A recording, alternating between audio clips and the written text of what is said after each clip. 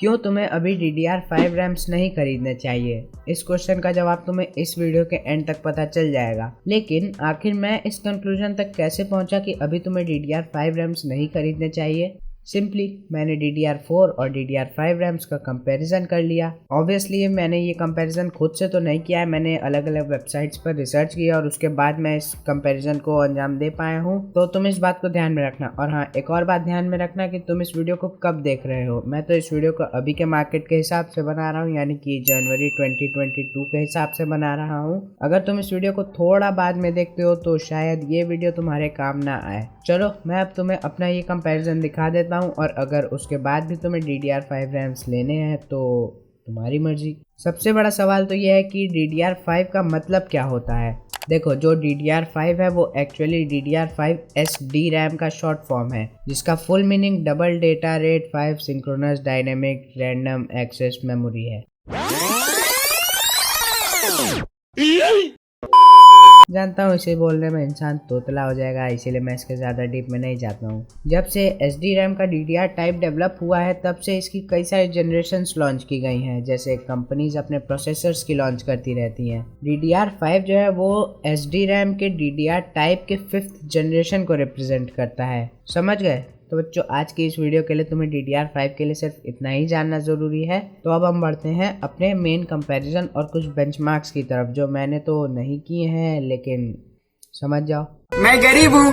अगला सबसे बड़ा सवाल है कि आखिर ये DDR5 रैम्स DDR4 के कंपैरिजन में कितनी बेटर हैं। देखो, DDR5 रैम्स में DDR4 के कंपैरिजन में मैंने 3 चीज़ों में बड़े अपडेट्स हुए हैं। वो है बैंडविड्थ, कैपेसिटी और पावर एफिशिएंसी। अब हम एक एक करके इन तीनों के बारे में शॉर्ट में बात करेंगे। सबसे पहला है मेमोरी बैंडविड्थ। ये क्या होता है? शॉर्ट में समझाऊं तो मेमोरी बैंडविड्थ का मतलब होता है कि कितनी इन्फॉर्मेशन एक बार में मेमोरी से प्रोसेसर को दी जा सकती है। आई होप कि तुम्हें समझ आ गया होगा। अब अगर हम बैंडविड्थ को देखें तो DDR4 3.2 गीगाबिट्स इन्फॉर्मेशन को एक साथ प्रोसेसर को भेज सकता था। मैंने यहाँ पर गीगाबिट्स बोला है, ना कि gigabytes, which is around 400 megabytes. और वहीं जो नई DDR5 रैम्स आई हैं वो 6.4 गीगाबिट्स को सपोर्ट करती हैं, which is almost double of the previous generation. तो बैंडविड्थ में तो हम देख सकते हैं कि DDR5 में एक अच्छा खासा अपग्रेड हुआ है कंपेयर टू DDR4, लेकिन ये बैंडविड्थ भी रैम टू रैम डिफर करेगा। मतलब हर रैम मॉड्यूल की अलग बैंडविड्थ होगी, तो कोई सस्ती DDR5 रैम्स इतना बैंडविड्थ नहीं सपोर्ट कर पाएंगी। दूसरा है कैपेसिटी। कैपेसिटी का मतलब वो रैम कितने GB की है। अब मुझे इंटरनेट पर तो इसकी एग्जैक्ट इन्फॉर्मेशन नहीं मिली, लेकिन मेरे हिसाब से, नोट दिस, मेरे हिसाब से जहाँ पहले DDR4 रैम की एक स्टिक शायद मैक्स टू मैक्स सिर्फ 32 GB स्टोर कर सकती थी, वही DDR5 रैम्स इससे कहीं ज्यादा कैपेसिटी के होने के केपेबल हैं। मुझे इसके एग्जैक्ट नंबर्स नहीं पता चले, लेकिन तुम ये समझ लो कि इस कैपेसिटी में भी DDR5 रैम्स DDR4 के मुकाबले ज्यादा हैं। तीसरा है एफिशिएंसी, मतलब वो रैम कितना एफिशिएंट है। एफिशिएंट इन द सेंस कि वो रैम कितना वोल्टेज कंज्यूम करेगी और उसके बाद वो कितना पावर निकाल कर तुम्हें दे सकती है। जहाँ DDR4 रैम्स 1.2 वॉट्स लेती थी, वही DDR5 रैम्स 1.1 वॉट लेंगी। हैं? इसमें कौन सा सुधार हुआ है? सुधार हुआ है, भले तुम्हें नंबर्स देखकर ना पता चल रहा हो कि इसमें सुधार हुआ है, लेकिन अगर तुम पोर्टेबल डिवाइसेस जैसे कि लैपटॉप्स की बात करो तो उनमें इसकी वजह से बहुत फर्क पड़ेगा। ये तो अभी मैंने तुम्हें बताया था कि DDR4 रैम्स के मुकाबले DDR5 रैम्स में किन एरियाज में बेटरमेंट हुए हैं, लेकिन मेन फर्क तो हमें बेंचमार्क से पड़ता है। तो अब मैं तुम्हें कुछ बेंचमार्क्स दिखा देता हूँ, which is conducted by techspot.com। मैं इस वेबसाइट का लिंक तुम्हें डिस्क्रिप्शन में दे दूंगा। अगर तुम्हें पूरे बेंचमार्क्स देखने हैं तो तुम जाकर देख सकते हो। अभी मैं तुम्हें कुछ फेमस गेम्स यानी कि पॉपुलर गेम्स के बेंचमार्क्स दिखाने वाला हूँ, जो कि करीब 6 से 7 बेंचमार्क्स मतलब मैं आपको दिखाऊंगा। तो अब बिना टाइम वेस्ट किए हम अब बेंचमार्क्स को देख लेते हैं। सबसे पहला गेम जो उन्होंने बेंचमार्क किया था वो था असैसिन्स क्रीड वैलहैला। हर गेम को उन्होंने 3 रेजोल्यूशंस में बेंचमार्क किया है, 180p, 1440p और 4K। और इस गेम में तुम देख सकते हो कि 180p पर DDR5 रैम ने DDR4 के मुकाबले खाली जरा सा ही बेटर परफॉर्म किया है। इसमें तुम देख सकते हो कि डिफरेंस जो हमें फ्रेम रेट्स में देखने को मिलता है वो खाली 16 फ्रेम रेट्स का है। इसी गेम में अगर हम 1440p रेजोल्यूशन की बात करें तो उसमें हमें सिर्फ और सिर्फ 12 रेजोल्यूशन का बेटरमेंट DDR5 रैम्स में देखने को मिलता है। उसी गेम को अगर हम 4K में करें तो 4K में तो सिर्फ और सिर्फ 8 FPS का डिफरेंस देखने को हमें मिल रहा है। अरे हाँ, मैं तुम्हें तो बेंचमार्किंग सिस्टम के बारे में ही बताना भूल गया कि उसमें कौन से कंपोनेंट्स यूज करके बेंचमार्क किया गया है। यहाँ पर जो इन्होंने प्रोसेसर का यूज किया था वो था इंटेल का i9-12900K which is the top most Intel CPU of the market. Graphics card इन्होंने यहाँ पर यूज किया है Radeon RX 6900 XT जो कि AMD की तरफ से आता है। इन्होंने DDR4 मेमोरी जब बेंचमार्क किया तब इन्होंने G-Skill Trident Z Neo 3600 CL14 का किट यूज किया है, और जब इन्होंने DDR5 मेमोरी को बेंचमार्क किया है तब इन्होंने Trident Z5 RGB 6000 CL36 kit use किया है। जब ये DDR4 मेमोरी को बेंचमार्क कर रहे थे तब इनका motherboard MSI G690 Tomahawk Wi-Fi DDR4 था, और जब ये DDR5 मेमोरी को बेंचमार्क कर रहे थे तब इनका मदरबोर्ड MSI G690 Unify था। तो अब हम इस बेंचमार्क का दूसरा गेम देख लेते हैं। दूसरा गेम यहाँ पर है Battlefield 2042। इस गेम में जब इन्होंने DDR5 मेमोरी और DDR4 मेमोरी का कंपैरिजन किया तब उसमें सिर्फ एक फ्रेम रेट का डिफरेंस देखने को मिला, और वो भी फ्रेम रेट DDR4 मेमोरी में ज्यादा था। 1440p पर अगर हम देखें इसी गेम को तो दोनों ने एकदम सेम परफॉर्म किया है 129 FPS, और 4K पर DDR5 मेमोरी ने सिर्फ 1 FPS DDR4 मेमोरी से ज्यादा दिया है। अगर तुम Battlefield 2042 ज्यादा खेलते हो तो तुम DDR5 या DDR4 मेमोरी जो भी लगाओ तुम्हें उससे कोई फर्क नहीं पड़ेगा। तुम ये बेंचमार्क देखकर पता कर ही सकते हो कि ये दोनों मेमोरीज एकदम सेम टू सेम परफॉर्म कर रही हैं। तीसरा गेम है Call of Duty Vanguard। इस गेम में भी 1080p पर DDR5 मेमोरी DDR4 के कंपैरिजन में 4 FPS कम दे रही थी,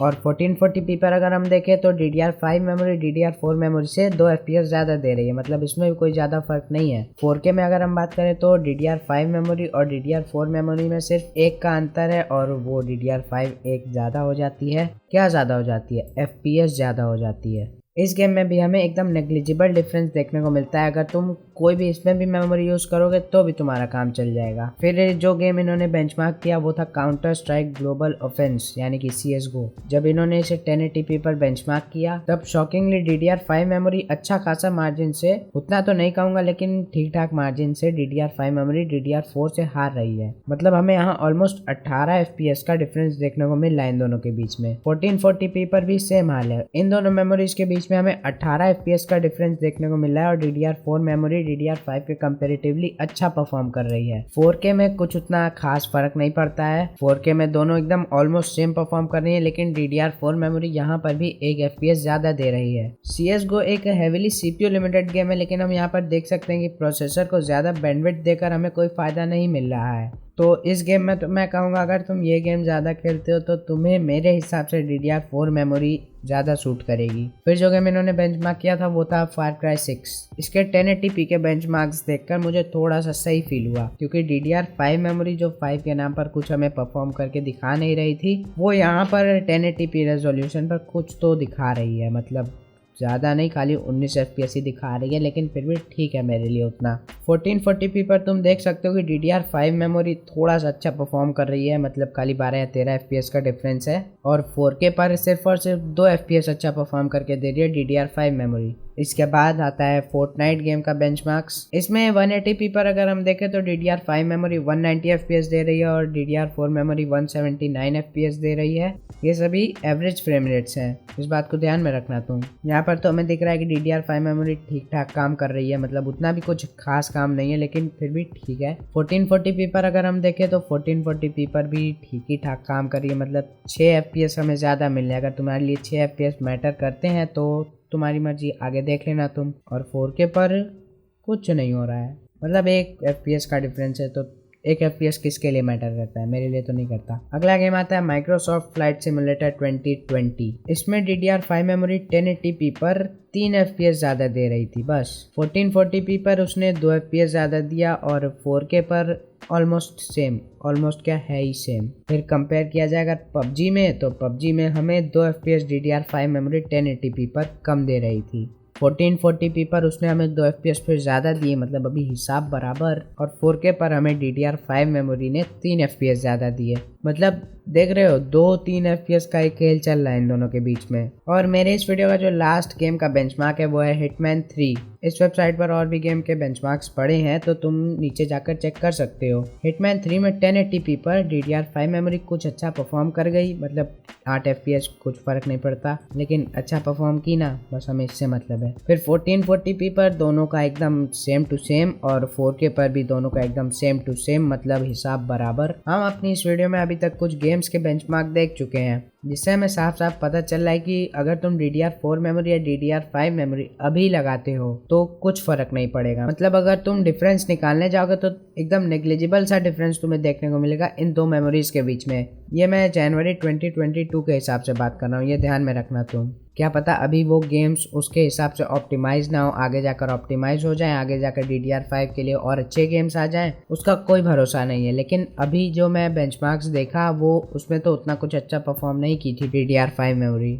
so keep that in mind कि आगे जाकर कुछ अच्छे गेम्स आ सकते हैं जो DDR5 के लिए ऑप्टिमाइज्ड रहेंगे। लेकिन मैंने अभी गेम्स की बात की थी, प्रोडक्टिविटी का क्या? जैसे तुम्हें video editing, photo editing, animation ये सब करना है तो उसमें क्या फ़ायदा मिलेगा तुम्हें DDR5 मेमोरीज का? प्रोडक्टिविटी टास्क जैसे कि वीडियो एडिटिंग, फोटो एडिटिंग, इन सभी में तुम्हारे जो एप्लीकेशंस होते हैं वो तुम्हारे CPU और रैम का एकदम जूस निकाल लेते हैं, और एनिमेशन तो तुम्हारे GPU का भी जूस निकाल लेता है। तो शायद से तुम्हें प्रोडक्टिविटी में DDR5 रैम्स का कुछ फ़ायदा देखने को मिल सकता है, क्योंकि मैंने जहाँ तक अभी रिसर्च किया वहाँ तक तो मुझे पता चला है कि रैम की ज़्यादा फ्रीक्वेंसी का मतलब प्रोडक्टिविटी में ज़्यादा फ़ायदा, और यहाँ पर तो फ्रीक्वेंसी जो रैम्स की है वो ऑलमोस्ट डबल है। फ्रीक्वेंसी मतलब बैंडविड्थ है ना, तो प्रोडक्टिविटी में DDR5 रैम्स शायद तुम्हारे काम आ जाए। अब मेरे फाइनल कंक्लूजन की बात, क्या तुम्हें DDR5 रैम्स अभी खरीदनी चाहिए? मेरा जवाब होगा अभी के लिए तो नहीं। अभी के लिए मतलब स्टार्टिंग ऑफ 2022 के लिए तो नहीं, क्योंकि अगर तुम देखोगे तो अभी DDR4 मेमोरीज जो आ रही हैं वो काफ़ी ज़्यादा सस्ती हैं if compare to DDR5 memories. DDR5 memories का प्राइस बहुत ही ज़्यादा इस समय हाई चल रहा है, क्योंकि उसकी डिमांड बहुत ज़्यादा है और सप्लाई उसी हिसाब से बहुत कम चल रहा है। तो मैं तो कहूँगा कि अभी तुम कोई DDR4 मेमोरी अगर नया सिस्टम बिल्ड कर रहे हो तो उसमें DDR4 मेमोरी लगा लो, और अगर तुम्हें अभी अपग्रेड करना है तो तुम अभी अपग्रेड मत करो, तुम्हें शायद अगले साल तक DDR5 मेमोरी सस्ती देखने को मिल जाएंगी। मैं शायद का यूज़ कर रहा हूँ, एकदम कंफर्म नहीं हूँ। और अगर तुम अभी PC बना रहे हो तो उसमें तुम अभी DDR4 मेमोरीज का यूज़ कर लो जो काफ़ी ज़्यादा सस्ती हैं, और बाद में जाकर तुम अगले साल तक एक DDR5 मेमोरी पर अपग्रेड कर लेना। ये तो थे मेरे विचार DDR5 मेमोरीज को लेकर। तुम्हारे क्या है उसे कमेंट्स में ज़रूर बताना। अगर तुम्हें ये वीडियो पसंद आई तो लाइक करो, चैनल पर नए हो तो सब्सक्राइब कर लो। मिलता हूँ तुमसे अगली वीडियो में, तब तक के लिए bye bye. Counter strike global offensive एक हैवी CPU लिमिट